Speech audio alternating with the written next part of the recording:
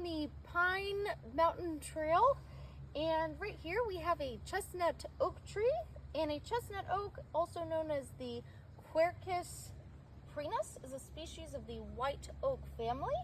This tree is native to the eastern United States, where it is one of the most vital ridge top trees.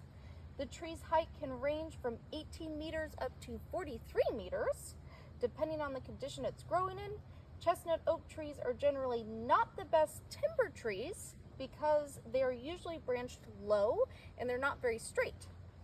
But when they grow in better conditions, they may be valuable for timber. And this is a 2015 Eagle Scout project by James Adams of Troop 54. Good job.